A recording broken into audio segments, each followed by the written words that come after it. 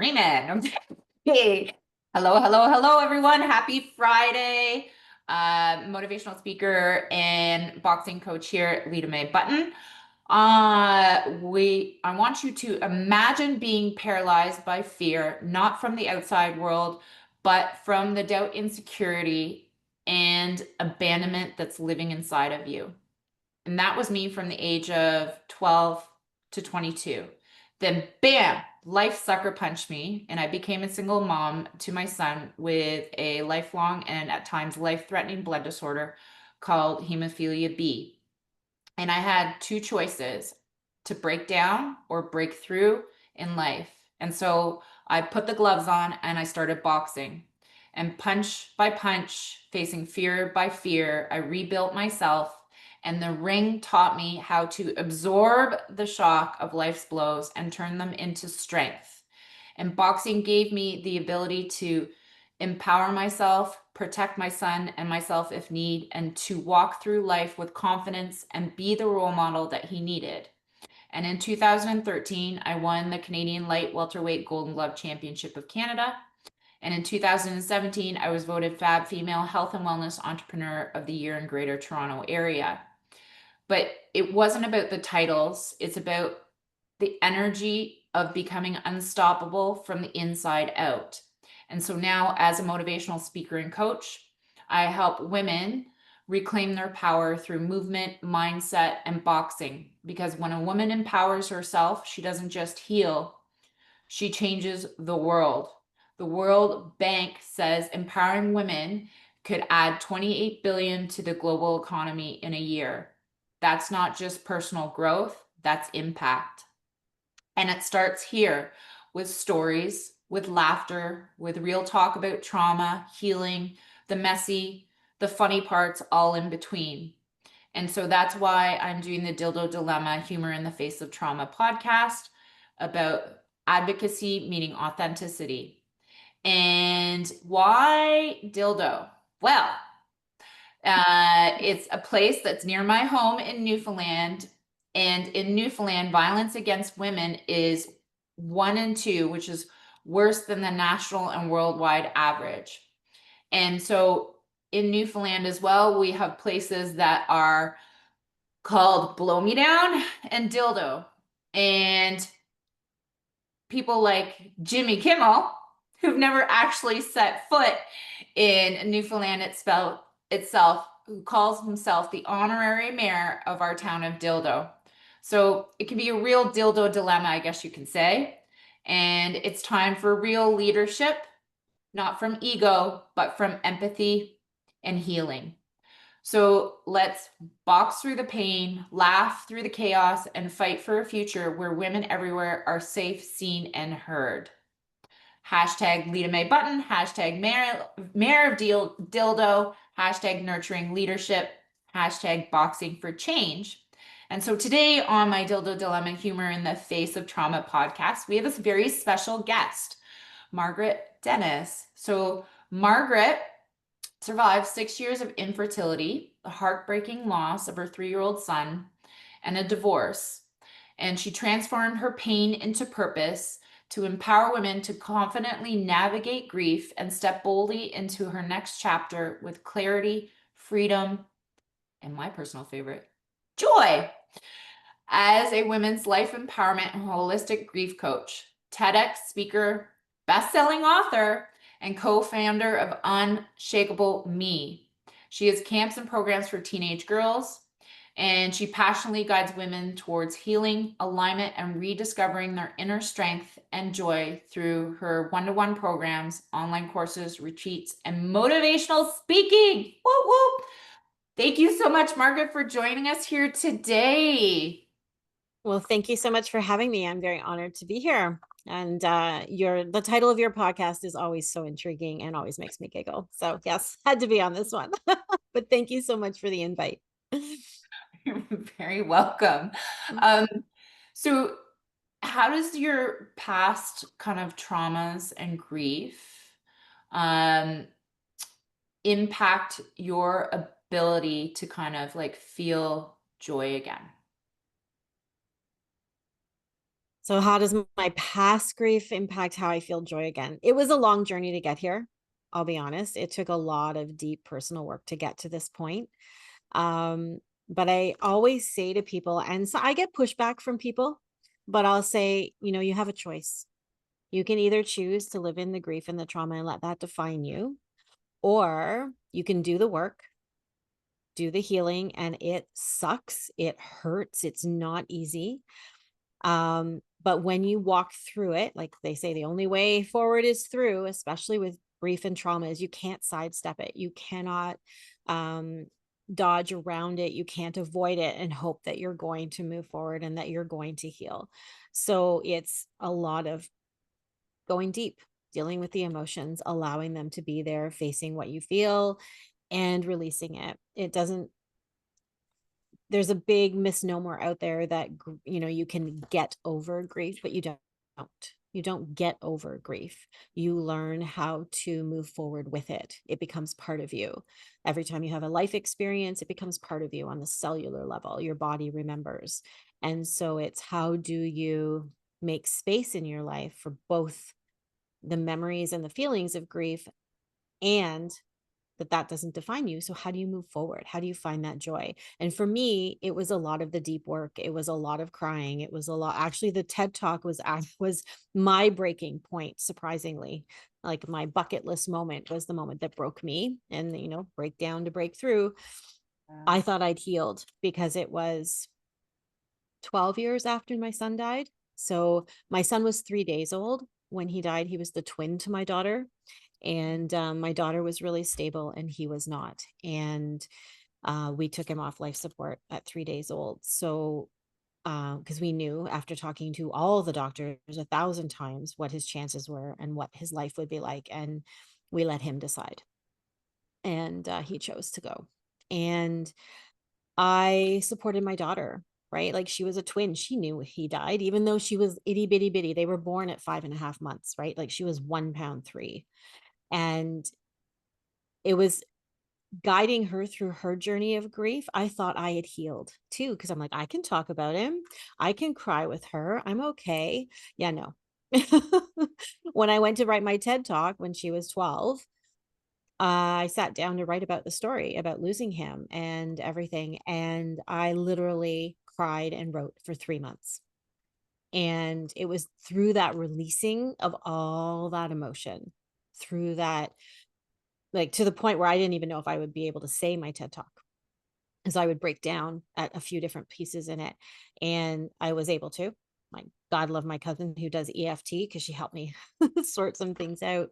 But to be able to share that story, when I look back on that, I needed to go through all that. And I realized just how important it is to release the emotion, to face the emotion, to let it flow. Because I've heard the saying that emotions are energy in motion, right? And Mm. so if you just push it down, and I'm sure you see that a lot in what you do, like, I remember working out and breaking down because all of a sudden you're moving everything around.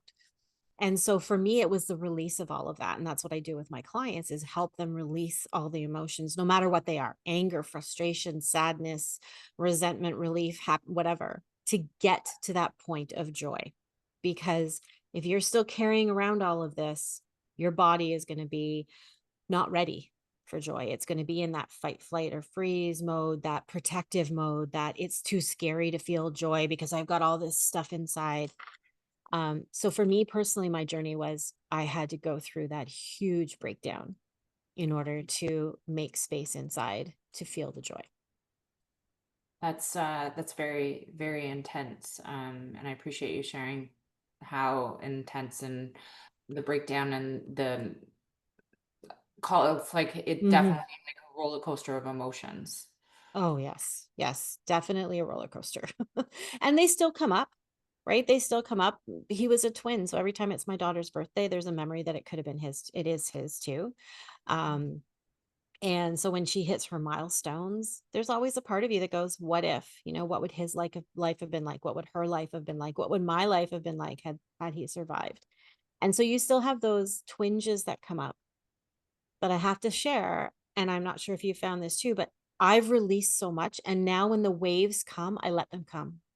Yeah. And it's like, okay, I need to cry right now because I'm still sad. Okay. But you know what? It doesn't last very long now. Now it's like, okay, I honored that feeling. I let it go. Now it's not stuck inside of me trying to get out some other way. Now it's like I've honored it. I've recognized it. I've released it and I can keep going with my day.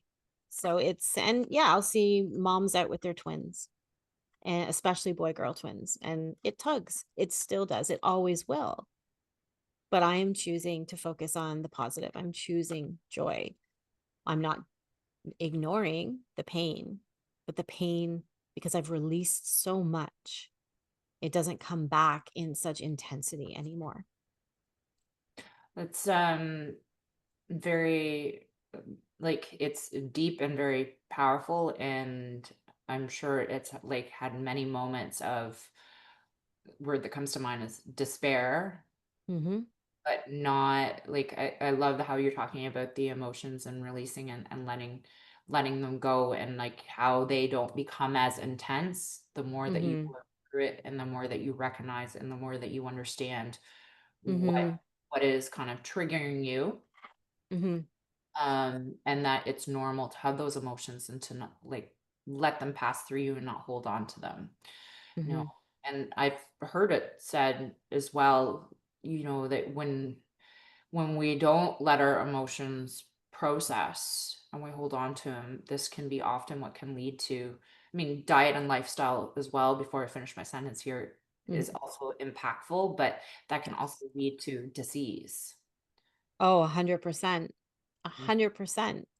You get people who, like, I have people coming to me and they're like, I get headaches all the time. I can't sleep. I'm struggling with focus. I've got this, something going on in my gut and they can't figure out what it is, or get my arm really sore. Like, there's so many ways your body will tell you that something's wrong. And it's not our emotional well-being, our emotional health has such a huge impact on our physical health. Yeah. And I'm sure you see that too, right? Like, facing our emotions is scary. It's really scary. It's okay to face being happy. It's okay to face being joyful and giddy and all the positive stuff because they're safe emotions. But as soon as we start feeling sad, so many people say to me, Margaret, I'm afraid to start crying because I'll never stop.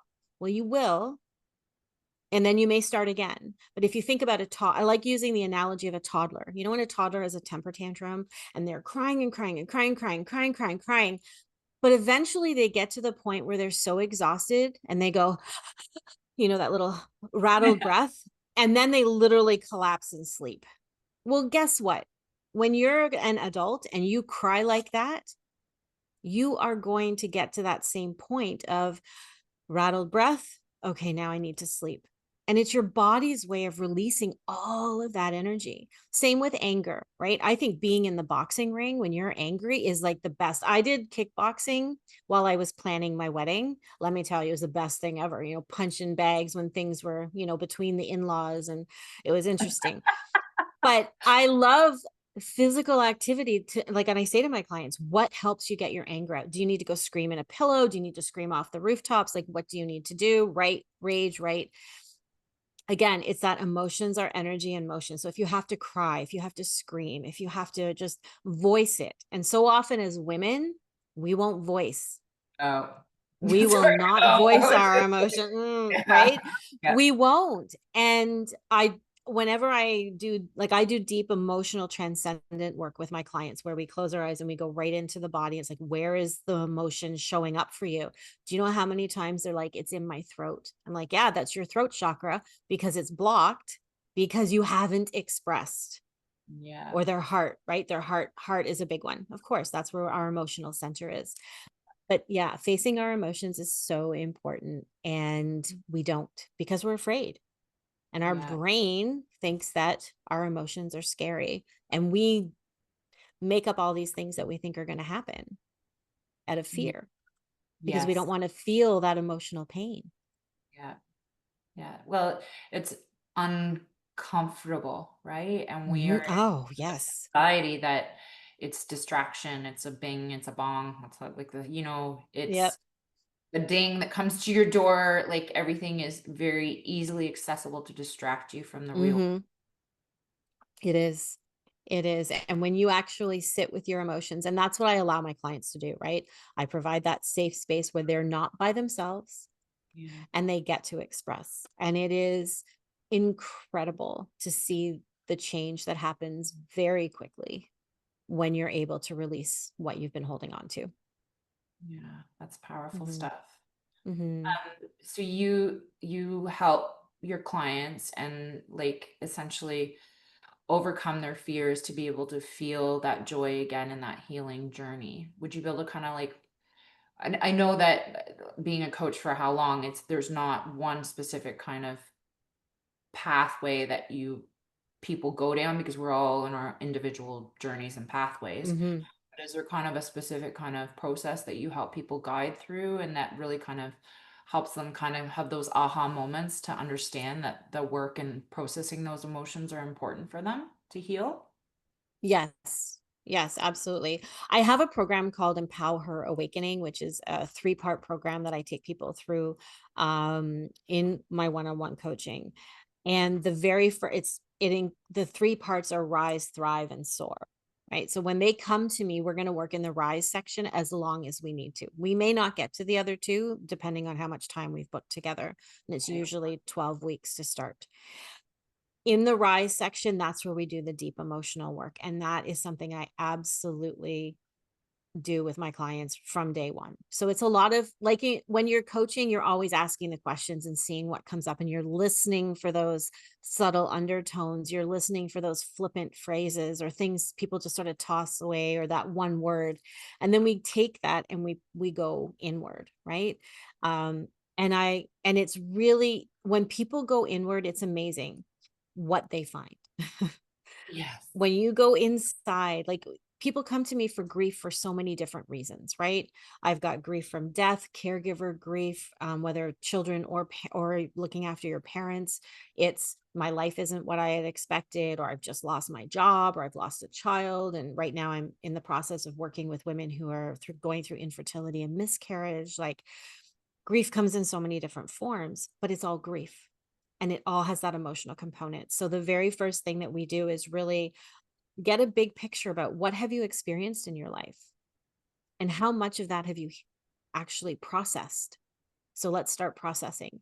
And what happens is we start with the big thing that brought them to me. And as we go deeper, it's like, okay, when you're in the emotional transcendent exercise, it's where's the emotions coming up? Let's release those. Now, what else is coming up for you? What else is coming up for you? And often, especially if they're feeling intense anger, Mhm. anger is like the gatekeeper for all the other emotions. Hmm. Anger is like the big bully that's out there going, you can't get in, you can't get in, right? I did the little Yeah. boxing thing there, right? It's Yeah, the yeah, I love anger, it. I yeah. love it. So it's the anger is what keeps everything else underneath, right? The anger is like, you can't get in, you can't get in. But when we release that anger, that's when the healing really starts, because they're like, I'm so sad, or I actually feel relief, or I'm really resentful, or I'm really, like, I'm trying to process what happened.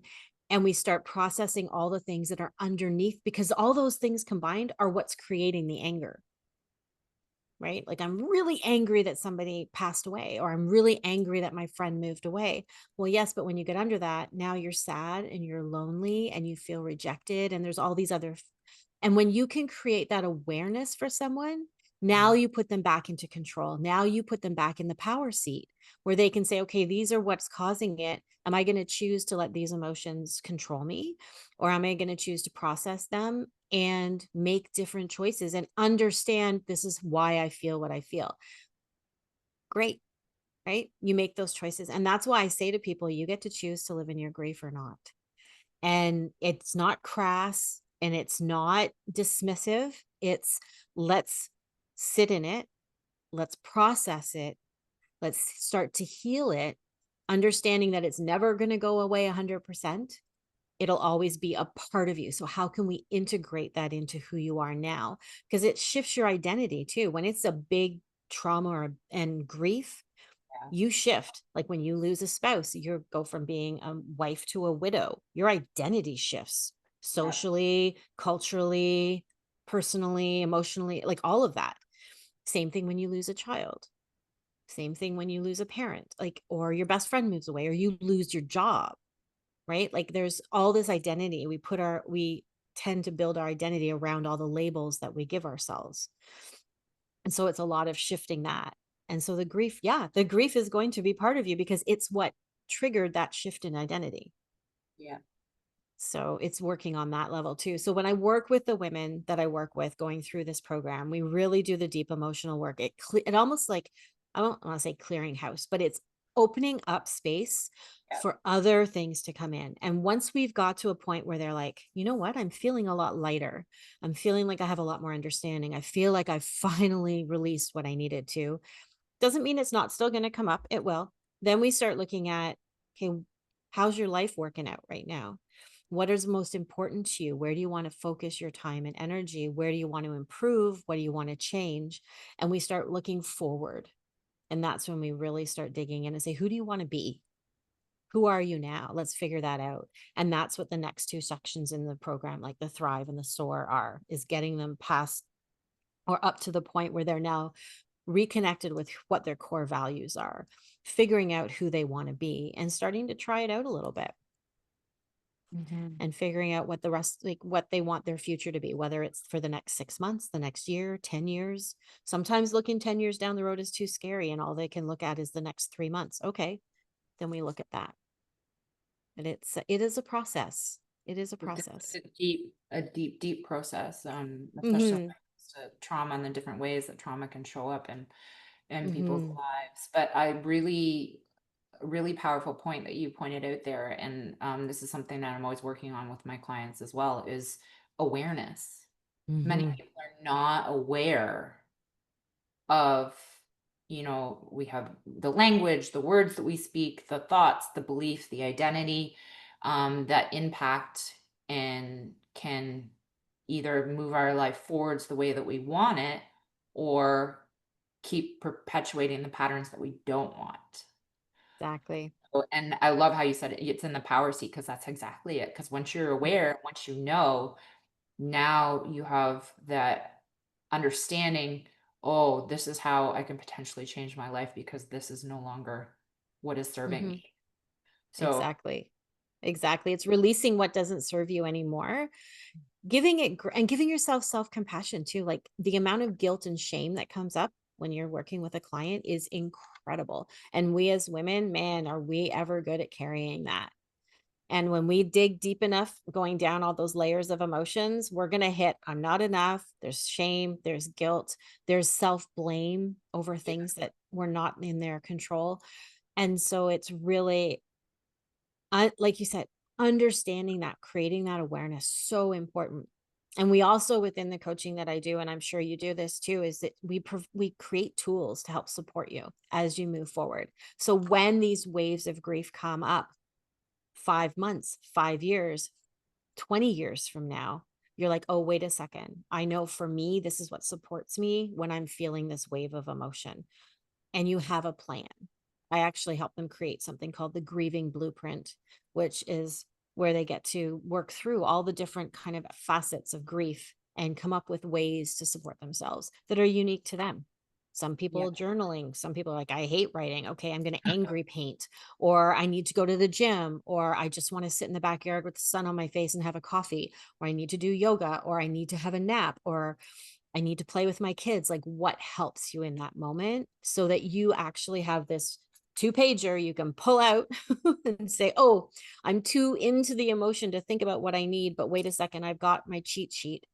Yep, I'm going to do that. And so it works really well for them. Mhm. an amazing coping tool to really help, because like as coaches, we want to be there as much as possible, but that's the goal ultimately, is to empower clients to take Mhm. back that whatever it is that's missing for them, depending on what kind of coaching you do. For me, it's like strength, balance, memory, and energy, right? Mhm.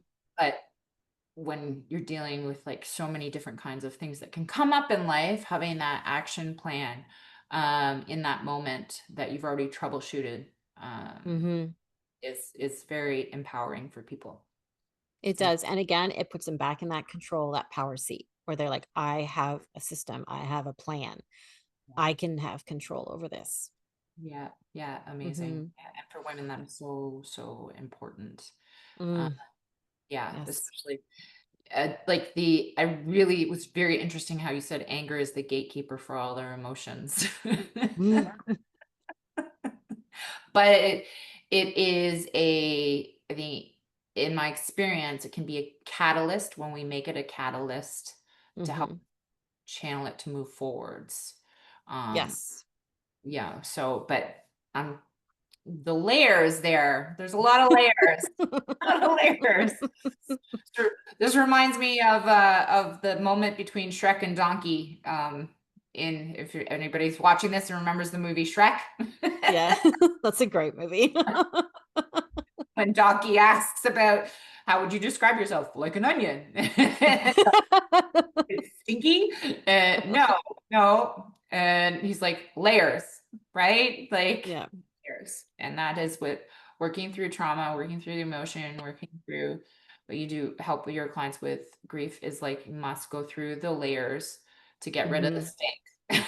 Yeah, pretty much, right? You've got to get rid of it if you want to get rid of that. Absolutely. You have to go through it. And that's what we do. That's as coaches, that's what we help you do. So you don't have to do it by yourself. Like Yeah, on your own, you can only take yourself so far. yeah, yeah, And even as a coach, I have a coach who will help me go deeper than I need to go because even as a coach, and I know what to ask myself and where to go, you still all of a sudden go, oh, I can't quite go that far because maybe I'm not asking myself the questions that I know I need to be asking. And so, but when you have someone there guiding you, number one, you don't have to think about what you have to ask. Someone's going to ask you that question. yeah, And the other part is you're going to feel supported and you're not going to feel alone. yeah, And quite often, when you give voice to what it is that you're feeling and thinking to someone who is neutral, someone who has no stake in the game except to support you, it is so freeing and liberating and empowering. And just even giving people permission to feel. yeah, Because I have people who feel so guilty for feeling the way they feel that they clam right up. And it's like, no, every emotion is valid. It's there for a reason. What's it telling you? Right. yeah. That's very, very powerful understanding of how emotions and the validation of those emotions are important on that healing Mm-hmm. journey. Mm-hmm. Would you be able to share a little bit of a story of someone that you've worked with who's kind of gone through that process Yeah. Oh, and 100%. Mm-hmm. how they kind of like healing makes sense for them or healing joy makes sense for them now as opposed to before the starting the healing process? Oh, yes. And I actually, she's still my client. And she's like, you can tell my story anytime. So I love that. I'm like, yeah. So, I do have a lady who came to me. She was a director of nursing in a retirement home and, during COVID. And Wow. so it was a lot of pressure, and it pretty much broke her. So she ended up taking retirement Mm, and left, and she was broken. Like, as she said to me, she goes, I came to you broken. And she's like, I don't know who I am. I don't even know how to feel happy or how to feel joy. And it was the stress and the grief of watching everything happening, feeling the stress and the pressure. But that was just sort of like what was showing at that point, right? As we started working together, we realized, everything goes back to childhood, things come up, how are things panning out in the life? And I worked with her for the first 3 months. And in that time period, she was able to reconnect to what was most important to her. She was able to let go and release a lot of the anger and the frustration and the sadness and all of the emotions that were attached with the experience that she had in as the director of nursing. And when she started reconnecting to her values and she started moving forward and having that space, like she says to me now, she's like, Margaret, I live in a world now that's full of joy and wonder. And I'm calm. And she's like, I never, ever, ever thought I would ever feel this way. And she said, I don't even think in my entire life I've ever felt this way. And so Oh, wow. she now has this, I'm going to say, a barometer or measuring stick that she measures her experiences against. And it's like, if it doesn't meet these 5 core values, she's not interested, because she has now chosen to align her life in a way that her focus is finding the joy and the wonder in life, and to be the best person that she can be. And as she said, her whole philosophy is do no harm, right? To anything, animal, nature, people, all of it. Mhm. And it's so beautiful to have seen this. It was almost like this metamorphosis of a cocoon into a butterfly. And Yeah. when, within 3 months, she was like, when she first came, she was skeptical. She was really bitter and upset and angry. And within the 3 months of working, the first 3 months, we've been working together for 2.5 years, because she's like, I just want to keep coming. So it was great. She's like, I love how when we work together, like, and we're still, creating a little bit more deeper and deeper, more awareness. But now she's coming and she's just like, oh, it's just she's lighter. She's smiling. She glows, like her eyes twinkle. And it's just, I know that sounds kind of cliche, but it is the most incredible thing to see these women transform over such a short amount of time when you give them the space to release, Yeah. where they don't have to explain or justify or feel judged, and they're given permission to just say whatever it is, because we so often we close it down. So that is one, like, that's one of many. um but Yeah. yeah, just watching people come back into themselves is just so incredible. It's amazing. I love how you talked about her eyes sparkling, joy, Hmm. because uh it's such a powerful emotion. You know, Hmm. it's a catalyst. Joy is a catalyst emotion for bringing everything amazing that we want into our life, because it's one of the most powerful vibrations and resonance of emotions that we can have, that draws to us everything else, that is good. Yes. But we can also resist it from time to times because we're not understanding the rest of the emotions. So hearing that her Hmm. eyes, she worked through it all and she found that joy and her eyes are sparkling is a really powerful story, testament to the work that you're doing. So thank you for sharing that. Thank Um, you. so is there kind of like 1 to 3 tips that you would want to leave people to help them kind of, if they're going through their own grief and trauma, how they can begin taking those scary steps forwards? The first one is recognize that you have to feel to heal, that you're going to have to go through it, and try and accept that that's just part of the journey. Number two, don't do it by yourself. Find somebody, whether it's a family member, a trusted friend, a coach, a therapist, a support group, whatever it is, find what works for you. I know support groups, I couldn't go, but I did better with a coach, right? Some people are better in groups. So it's find what aligns with you and don't do it on your own, because you're going to need that support. And it's actually very courageous to look for it. It takes a lot of courage. And the third thing is to be compassionate and great and give yourself some grace. It's going to take as long as it takes. Don't put any expectations on how you're supposed to feel, what your grief is supposed to look like, how long it's going to take you to feel better. Everybody's on their own unique journey, and it will take what it takes. And there may be things that'll come up for you that you're like, I didn't think I'd ever feel like that, or I didn't think this is how it would look like for me. Try and remove those judgments and just sit back and be compassionate and say, I guess this is my journey. What am I supposed to learn from this, or what can I take away from this? If you're in that mindset to be able to even ask those questions. But really, it's that self-compassion of just be compassionate for yourself and allow it to happen the way it's supposed to happen. And other people will put pressure on you. Other people will put their expectations on them. Nope. No, thank you. This is my journey. And really honor the journey. That's through the self compassion. Just honor your journey. It is what it is. So, yeah, that's what I Yeah, would suggest. thank you. Thank you for sharing that so much. We're gonna end the podcast here. Uh, with a little bit of a joke. And before I get into the joke, though, just want to remind everybody, if you're watching this, please like. And if you're watching this on a YouTube, please subscribe. Caring is sharing. If you feel honored and that to share or resonated with you here today, please share as well. So, the joke of the day. Why did the dildo write a self-help book? I don't know. Why did the dildo write a self-help book?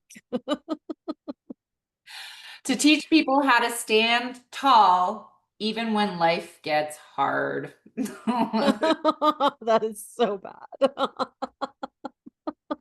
That's good. No. Oh, we can't have the, what do you even call it? The uncomfortable without the juicy bits as well. Exactly. All right. Thank you so much, Margaret, for being a guest here today. It was lovely talking to you and so many insightful, uh, emotional and up and down insights that you gave us here today. I appreciate it. And one last thing before we leave here, where can everybody find you? You can find me on my website at www.evolvecoaching, EVOLV on the screen, no E on the end, coaching.com. So you can reach out there, or at my handle is at Evolve Coaching on Instagram and Facebook and LinkedIn. Okay, awesome. I will Mhm. make sure to add that website below here. Perfect. Log off. Okay. All Yes. right. Well, thank you so much for having me today. You're welcome. Okay. Have a great weekend and day, everyone. Ciao.